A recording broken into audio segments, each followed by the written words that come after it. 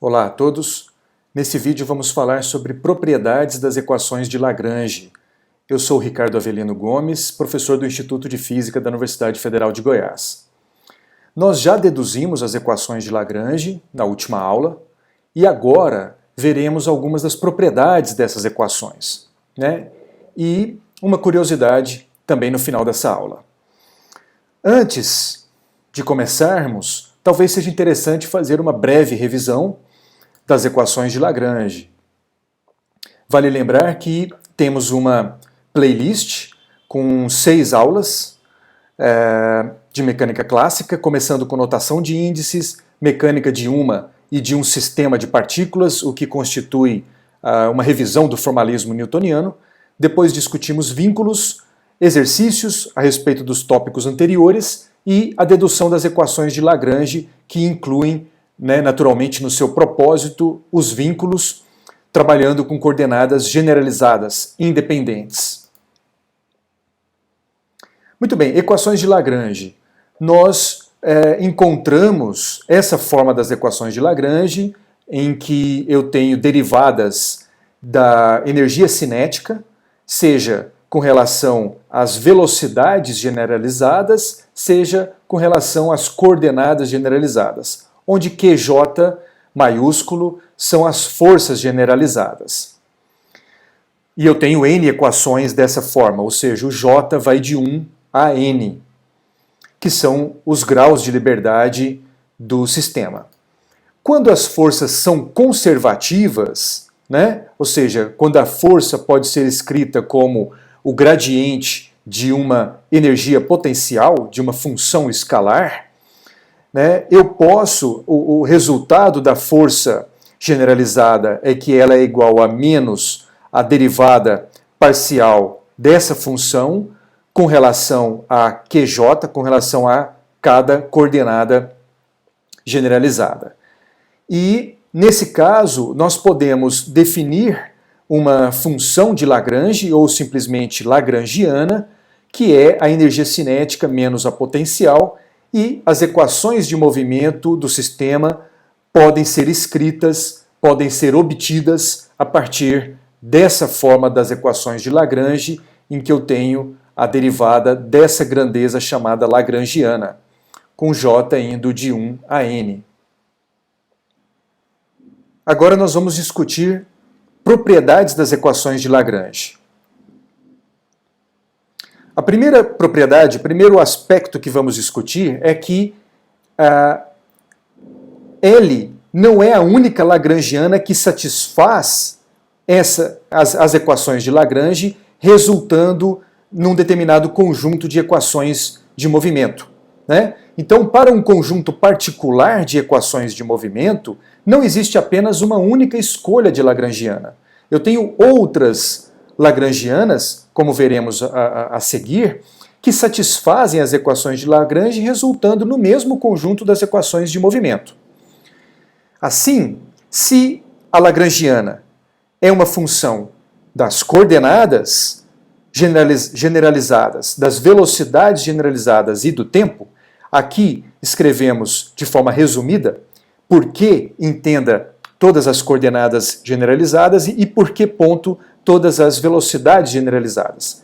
Então, se L é uma lagrangiana e F, uma função das coordenadas generalizadas e do tempo, é qualquer função diferenciável das coordenadas generalizadas e do tempo, então L' sendo igual a L mais df dt, a derivada dessa função, também é uma lagrangiana que resulta nas mesmas equações de movimento.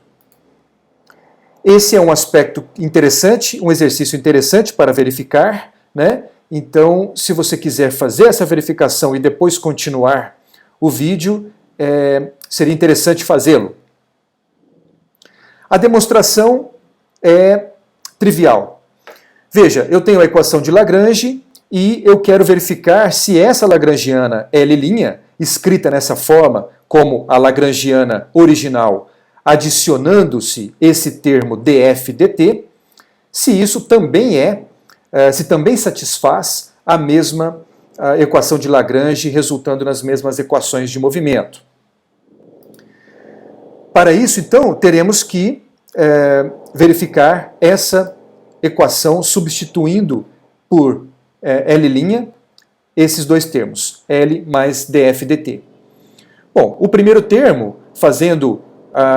aplicando essa equação de Lagrange em L, eu vou ter ddt de del L del QJ ponto menos del L del QJ, que é a equação de Lagrange para L, e eu sei que isso é zero, né, por construção, mais a derivada ddt de del QJ desse termo, df dt, que teremos que trabalhar para encontrar quem é. Menos del QJ desse parênteses, df dt. Isso tudo sendo igual a zero. Se for igual a zero, significa que ela satisfaz as equações de Lagrange. Esse termo, como já dissemos, é igual a zero porque é a equação de Lagrange para L. Então nós temos que mostrar que esses dois termos são iguais a zero. Né? Nessa forma, essa expressão é igual a zero. Note o seguinte, quem é df dt? Df dt é a derivada total de f com relação ao tempo, e sendo f uma função das coordenadas generalizadas e do tempo, eu vou fazer a expansão da derivada total de f em função das derivadas parciais de f com relação às suas variáveis. Ou seja, del f del q1, a primeira variável, então eu faço a derivada de f com relação a q1, multiplicando a derivada total de q1 com relação ao tempo, dq1 dt, que é q1 ponto. A mesma coisa para o segundo e todos os demais termos. Aqui está faltando um sinal mais, né, depois das reticências. E o enésimo e último termo dessa série, dessa forma, é a derivada de f com relação a qn, multiplicando a derivada de qn com relação ao tempo, mais o termo da derivada parcial de f com relação ao tempo, multiplicando dt dt, que é 1 naturalmente.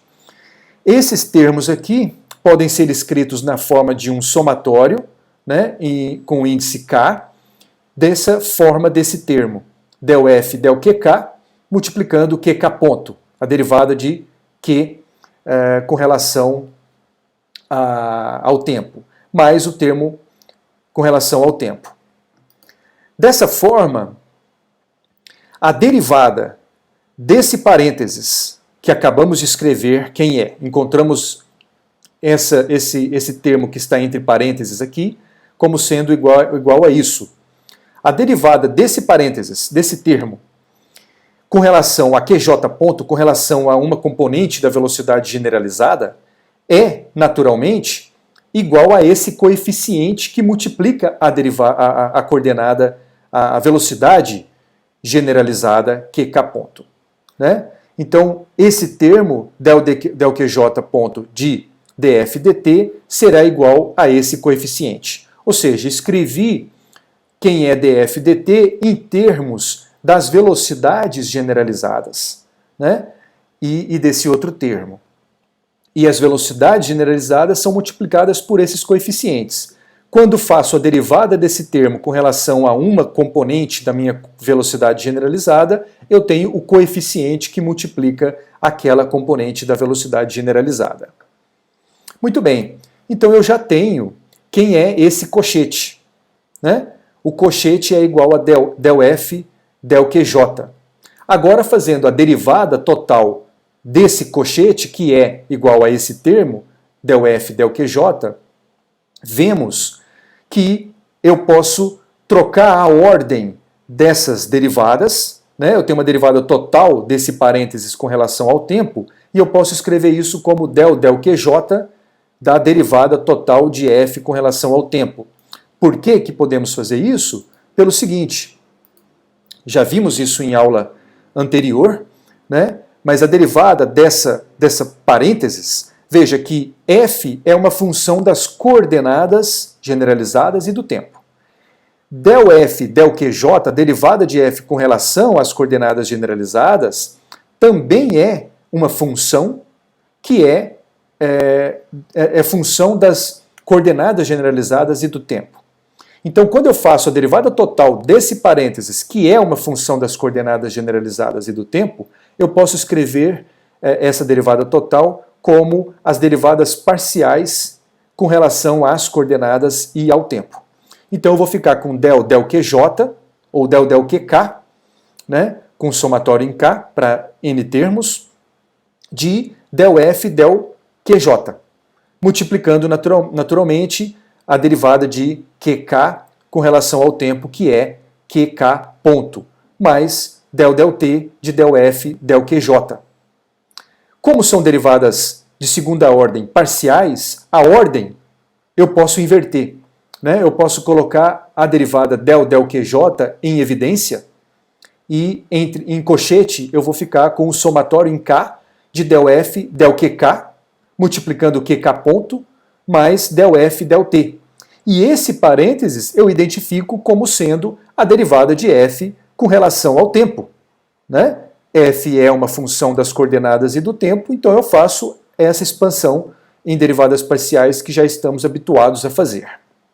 Dessa forma, eu acabo de provar que eu escrevo ddt desse parênteses, que é del F del QJ, como sendo igual a del QJ de df dt. Isso, portanto, é verdadeiro. E em sendo isso verdadeiro, esse primeiro termo, né, sendo igual a isso, eu vou ter que ele menos isso, que é a mesma coisa, é igual a zero. Então eu provo que, de fato, L', sendo escrito dessa forma, também satisfaz a equação de Lagrange. Essa lagrangiana L' é dita uma lagrangiana equivalente a L. Elas são duas lagrangianas equivalentes. Elas geram as mesmas equações de movimento. Essa transformação é conhecida como transformação de gauge ou de calibre. Isso ficará mais claro adiante, até mesmo o nome. Né? E isso não afeta a ação, também é algo que veremos em aula subsequente, mas ela afeta sim o momento conjugado. Né? Ela faz uma recalibração, daí o nome mudança, transformação de calibre, e isso também veremos adiante. Muito bem, essa é a equação de Lagrange e eu fiz uma transcrição do Nivaldo Lemos, dessa passagem que está muito interessante. Ele diz: as equações de Lagrange fornecem o meio mais econômico de escrever as equações de movimento. Mais econômico. Qual é o sentido desse termo mais econômico? Significa que trabalharemos com o menor número, o número mínimo de coordenadas, né? E, consequentemente, de equações de movimento. Trabalharemos apenas com as equações de movimento das coordenadas independentes, já levando em conta os vínculos. Né? Então, é o meio mais econômico de escrever as equações de movimento, pois envolvem o número mínimo de coordenadas, além de eliminar qualquer referência às forças de vínculo. De fato, isso ocorre justamente por conta de eliminar as forças de vínculo.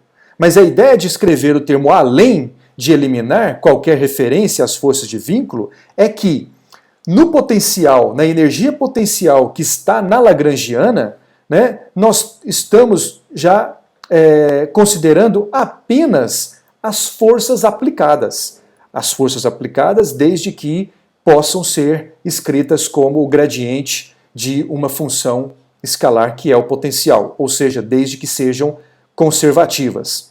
Não sendo conservativas, eu tenho que manter desse lado aquela força generalizada QJ e colocar todas as forças que possam sim ser escritas como em função de um potencial dentro da lagrangiana, né, como já fizemos, e aqui eu teria que manter um QJ para as forças que não são conservativas.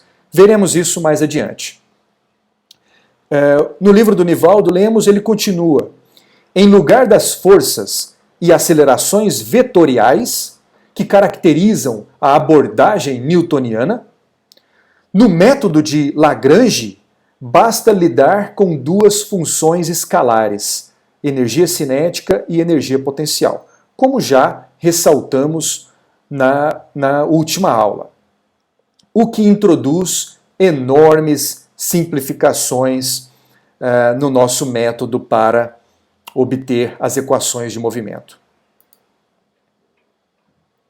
E ainda, as equações de Lagrange possuem a vantagem adicional de serem válidas para uma escolha arbitrária das coordenadas generalizadas.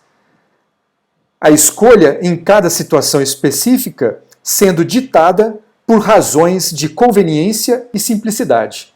Ou seja, isso está ligado com o próximo tópico a ser discutido nessa aula.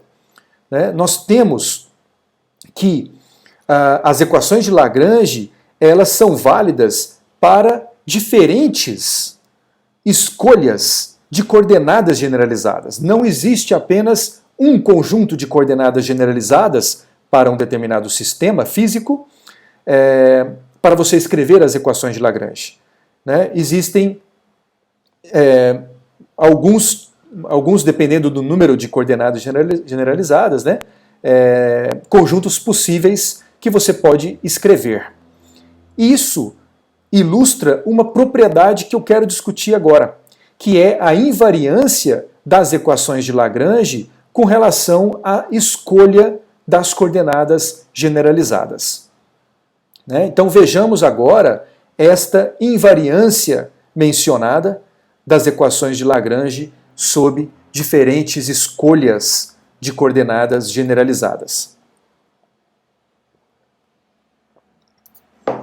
Então veja, sejam Q1, Q2 até Qn novas coordenadas generalizadas, que são esse conjunto de coordenadas generalizadas, são funções arbitrárias das coordenadas generalizadas originais, Q1, Q2 até Qn. Veja, aqui é o conjunto que estamos usando a letra Q minúscula e aqui a letra Q maiúscula. Ou seja, o que eu acabei de dizer é que eu tenho uma função em que o meu QK, uma determinada componente da minha coordenada generalizada Q maiúsculo, é uma função das coordenadas generalizadas originais. Então essa é a coordenada nova e essas são as coordenadas antigas. E também é função do tempo. Com o K indo de 1 a N. Também é o mesmo espaço, é o mesmo número de graus de liberdade, N. Isso não é distinto, naturalmente. Eu tenho um conjunto, eu tenho um certo número de graus de liberdade. E, consequentemente, poderemos descrever o sistema com coordenadas, com essas coordenadas novas ou com outras coordenadas como essa que estamos denominando as originais. Agora, questão de notação, não confundir os Qs com os Qs. Eu estou falando dos Qs maiúsculo mesmo. Não confundir os Qs das forças generalizadas com os Qs que estamos mencionando aqui, que são novas coordenadas generalizadas, para distingui-las dos Qs minúsculos originais. Se podemos escrever um conjunto de transformações desse tipo, das coordenadas novas, das coordenadas originais para as coordenadas novas, podemos fazer o inverso e escrever as coordenadas originais antigas em função das coordenadas novas.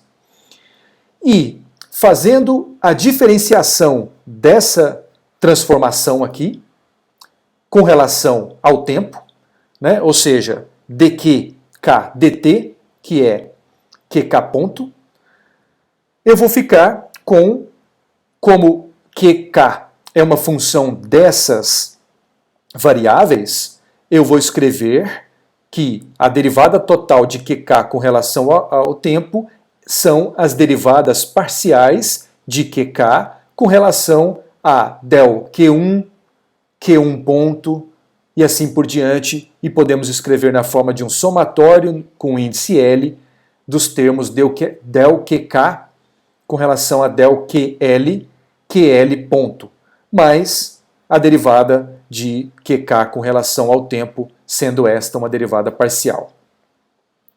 De onde, rapidamente, imediatamente, concluímos que a derivada desse termo, dessa expressão que acabamos de encontrar, QK ponto, com relação às velocidades generalizadas das novas coordenadas, né? Então Q maiúsculo é L ponto, essa derivada é igual, naturalmente, a esse coeficiente que multiplica cada componente da derivada da velocidade generalizada. Então, del QK ponto, del QL ponto é igual a del QK, del QL.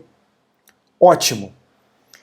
Então, veja, eu quero mostrar a invariância das equações de Lagrange, né, sob mudança do conjunto de coordenadas generalizadas.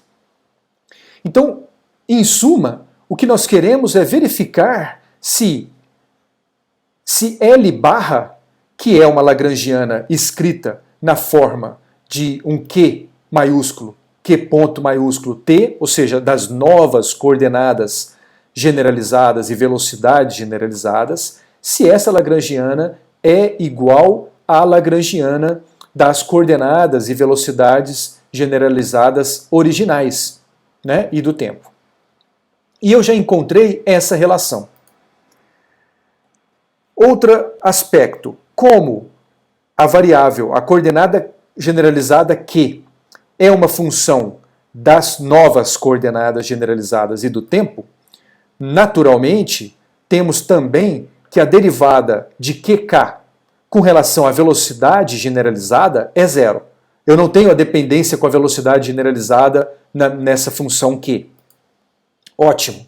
Então agora nós podemos escrever o seguinte: del QI ponto de L barra, isso será igual a derivada de L com relação a QK, porque L é uma função de Q ponto e T, então del L, del QK, multiplicando a derivada de QK com relação a QI ponto, né? Porque eu estou escrevendo a derivada parcial del QI ponto em termos das derivadas parciais das variáveis de L barra, né?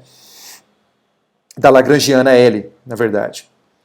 E também, como é uma função das velocidades generalizadas, eu vou ter termos como del L, del QK ponto, né? E del QK ponto, del QI ponto.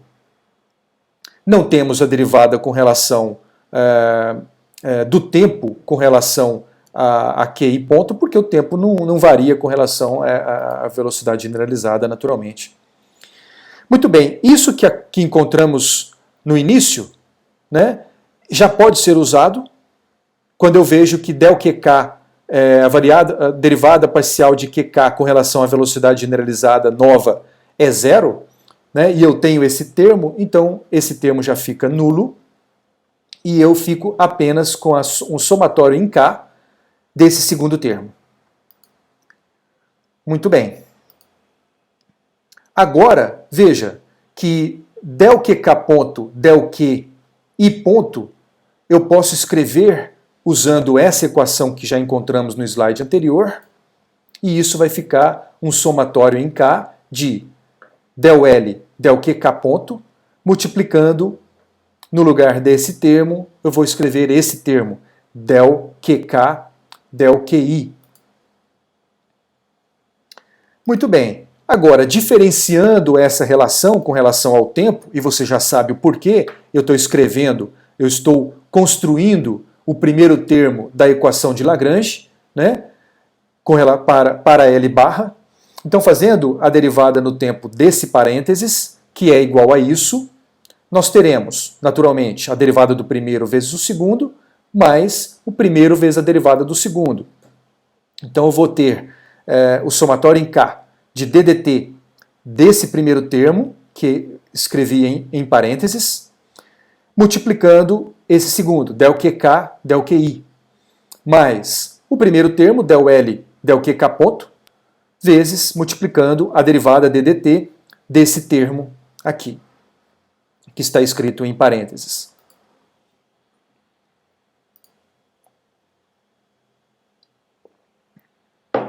Agora, já fizemos isso algumas vezes, a derivada no tempo desse parênteses é igual a... eu vou trocar a ordem das derivadas, e eu posso fazer isso por aquele procedimento que já fizemos e repetimos, né? Então eu vou ficar com del QI, a primeira derivada, inverto a ordem, vou ficar primeiro com del QI, e depois eu vou ficar com a derivada total ddt de QK, que é QK ponto. Muito bem. Também podemos escrever o segundo termo da Lagrangiana, já temos o primeiro, o segundo termo da Lagrangiana, del L barra del QI, e esse termo será, da mesma forma que já fizemos no slide anterior, será a derivada de L com relação a QK ponto, multiplicando del QK, del QI, e os termos del L, del QK ponto, del QK ponto, del QI. Não temos o termo com relação ao tempo, naturalmente, obviamente, porque não há variação do tempo com relação a essa coordenada.